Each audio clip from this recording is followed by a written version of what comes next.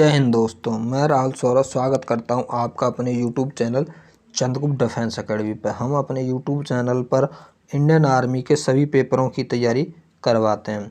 तो आज हम इस वीडियो में बात करने वाले हैं एक सामान्य ज्ञान के विज्ञान के एक टेस्ट के बारे में। तो टेस्ट में कुल क्वेश्चन कितने होंगे हमारे 40 से 42 क्वेश्चन हमारे टेस्ट में होंगे। तो जिनमें से आपको जवाब देना है कि आप कितने क्वेश्चन सही कर पाते हो। कमेंट में अपने आंसरों के जवाब देना है कि कितने क्वेश्चन आपने सही किए हैं, और आप बताना है कि आपकी तैयारी कैसी है और किस टॉपिक पर आपको वीडियो चाहिए, आप ये भी कमेंट में बता सकते हैं। तो चलते हैं क्वेश्चन पर। अपने टेस्ट के पहला क्वेश्चन है, एक स्वस्थ व्यक्ति 1 मिनट में कितनी बार श्वसन करता है? 10 बार, 15 बार, 17 बार, 19 बार। तो बताना है कि जो स्वस्थ व्यक्ति होता है 1 मिनट कितनी बार सांस लेता है, तो वो लेता है कितनी बार? 17 बार। तो इसका आंसर क्या होगा? 17। अगला क्वेश्चन, थायमीन का दूसरा नाम क्या है? Vitamin A, vitamin B, vitamin C, vitamin D. तो थायमीन का दूसरा नाम क्या है? थायमीन को किस नाम से जाना है? थायमीन किसका केमिकल नेम है ये बताना, वो है विटामिन बी का। विटामिन बी का केमिकल नेम क्या होता है? थायमीन। अगला क्वेश्चन, शरीर में रक्त किसके द्वारा साफ होता है? दिल, यकृत, गुर्दा, फेफड़े। तो बताना है कि शरीर में रक्त होता है वो किसके द्वारा साफ होता है? ब्लड जो होता है वो होता है गुर्दे के द्वारा साफ। किसके? गुर्दे के द्वारा साफ होता है। अगला क्वेश्चन, पानी में घुलनशील विटामिन कौन सी है? Vitamin D, vitamin E, vitamin B, या इनमें से कोई नहीं। जो विटामिन बी होती है वो पानी में घुल सकती है, और एक विटामिन होती है विटामिन सी। ये बी और सी दोनों ही पानी में घुलनशील होती हैं। बाकी जो विटामिन है वो होती हैं वसा में घुलनशील। अगला क्वेश्चन है, जिन जीवों की त्वचा खुश्क व खुरदरी हो उन्हें क्या कहते हैं? स्तनपायी, रेंगने वाले सरीसृप, पक्षी, जलीय जीव। तो जिनकी त्वचा खुश्क व खुरदरी होती है वो कैसे होते हैं? वो होते हैं रेंगने वाले जीव या सरीसृप। वैसे सांप की जो वो होती है स्किन वो बहुत ही चिकनी होती है, मुलायम। अगला क्वेश्चन, किस रोग के निदान के लिए बीसीजी का टीका लगाया जाता है? पीलिया, हैजा, क्षय रोग, मलेरिया। तो किसके लिए लगाया जाता है बीसीजी का टीका ये बताना। वो लगाया जाता है किसके लिए? क्षय रोग के लिए बीसीजी का टीका लगाया जाता है, क्षय रोग के लिए। अगला क्वेश्चन, जनसंख्या संबंधी आंकड़ा मालूम करने वाले विज्ञान को क्या कहते हैं? डेमोग्राफी, एंजियोग्राफी, सोनोग्राफी, या टॉक्सिकोलॉजी। तो क्या कहते हैं बताइए, जिसमें जनसंख्या संबंधी की देश की कितनी जनसंख्या उसका आंकड़ा रखे जाते हैं उस विज्ञान क्या कहते हैं? उसको कहते हैं डेमोग्राफी। क्या कहते हैं? डेमोग्राफी। अगला क्वेश्चन, लाल रक्त कणिकाएं लाल वर्ण की किसकी उपस्थिति के कारण दिखाई देती हैं? क्लोरोफिल, क्रोमोप्लास्ट, एंथोसायनिन, या हीमोग्लोबिन। जो लाल रक्त कणिकाएं होती हैं या रक्त का रंग लाल क्यों दिखाई देता है, उसका दोनों का कारण एक ही होता है, वो होता है हीमोग्लोबिन। ब्लड में जो हीमोग्लोबिन होता है उसके कारण लाल दिखाई देती हैं। अगला क्वेश्चन, फलों और सब्जियों में कौन सा विटामिन नहीं होता? Vitamin A, vitamin B, vitamin C, vitamin D. जो फल सब्जियों में विटामिन है तो वो होता है विटामिन डी, क्योंकि विटामिन डी का स्रोत होता है सूर्य का प्रकाश। सनलाइट जो होती है विटामिन डी का स्रोत होता है। अगला क्वेश्चन, वसा में घुलनशील विटामिन कौन सी होती हैं? A B C D, A B C E, A B D K, या ए डी ई के। तो पहले ही बताई थी जो बी और सी होती हैं वो तो किस में होती हैं? जल में घुलनशील। जो विटामिन बच जाती हैं वो सभी वसा में घुलनशील होती है, फैट में। वो इसका आंसर होगा डी। ए डी ई के जो 4 विटामिन है ये किस में होती हैं? वसा में, फैट में घुलनशील, और जल में होती हैं बी और सी।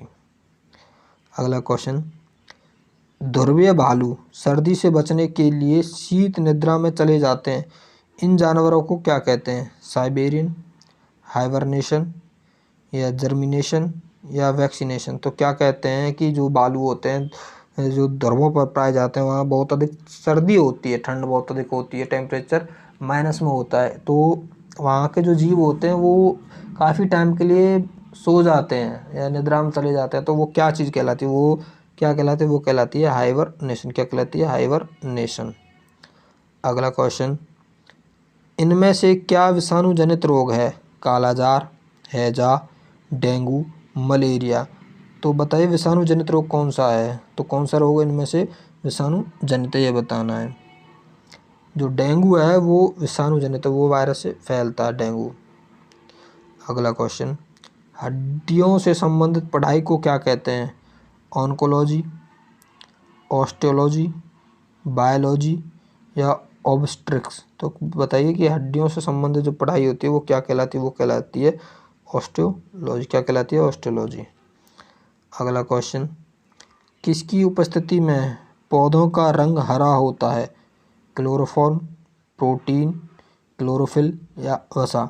तो किसकी उपस्थिति के कारण होता है कि जो पौधों का रंग हरा होता है? वो होता है क्लोरोफिल के कारण। क्लोरोफिल के कारण जो पौधे होते हैं वो हरे रंग के दिखाई देते हैं, पत्ते।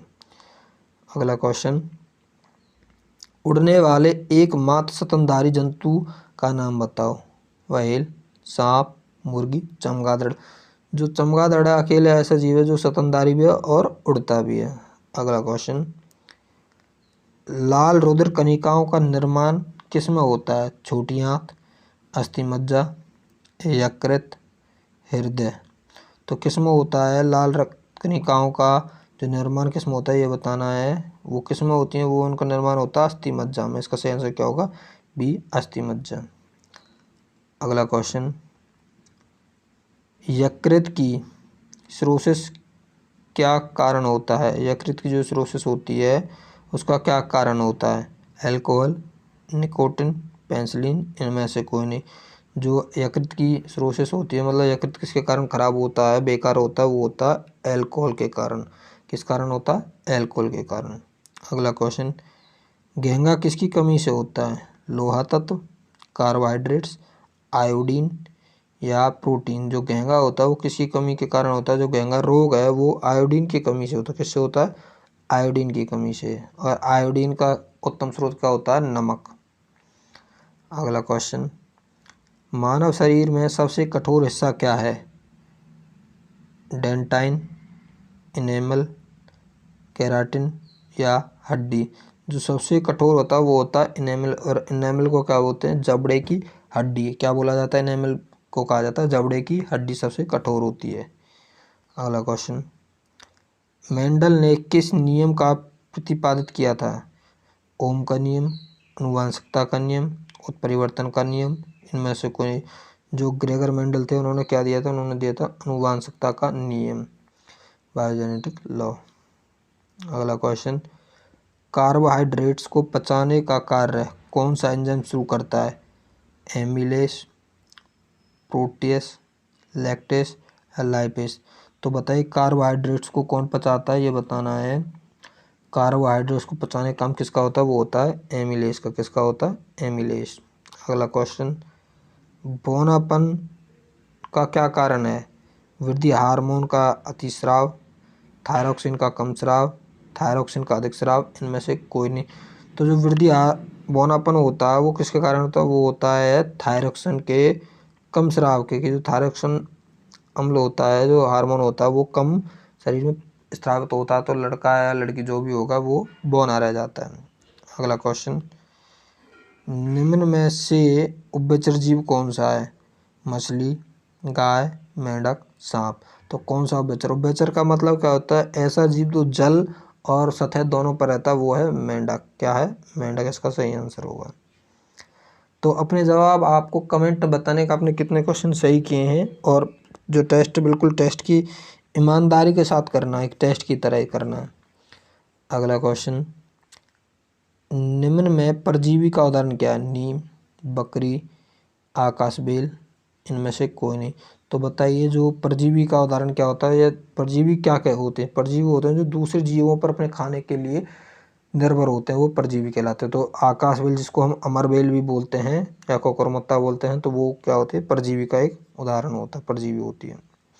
अगला क्वेश्चन, इनमें एक कोश के जीव क्या है? अमीबा, गुलाब, केंचुआ, सांप। तो कौन सा एक कोश के जीव है? एक कोश के जीव है वो बताना, वो कौन सा है एक कोश के जीव? वो है अमीबा। अमीबा होता है एक कोश के जीव। अगला क्वेश्चन, मस्तिष्क का वजन कितना होता है? तो बताना मानव मस्तिष्क का वजन कितना होता है? 1800 ग्राम, 2 किलो, 1400 ग्राम, 1 किलो। तो वैसे मानव मस्तिष्क का वजन लगभग 1400 ग्राम होता है। और अगर कई बार पूछा जाता है कि औसत वजन कितना हो, तो वो 1350 ग्राम होता औसत वजन। अगला क्वेश्चन, पेस मेकर कहाँ प्रयोग होते हैं? फेफड़े, गुर्दे, अमाशय, हृदय। जो पेस मेकर होता है वो होता है हृदय में प्रयोग। जो पेस मेकर क्या होता है, वो एक इलेक्ट्रिक उपकरण होता है जिसको हृदय में लगा दिया जाता है, जिससे कि जो हार्ट होता है इंसान का वो सही काम करता रहता है। अगला क्वेश्चन, अमोनिया को यूरिया में कौन बदलता है? यकृत, गुर्दा या अमाशय, फेफड़े। तो बताइए अमोनिया को हृदय में कौन, उसमें यूरिया में कौन बदलता है? तो अमोनिया को यूरिया में बदलने का काम होता है वो होता है यकृत का। और जो यूरिया होता है वो शरीर से कैसे बाहर निकलता है? वो यूरिन या मूत्र के द्वारा शरीर से बाहर निकलता है। अगला क्वेश्चन, डाउन सिंड्रोम में कितने गुणसूत्र होते हैं? 46, 47, 48, 45।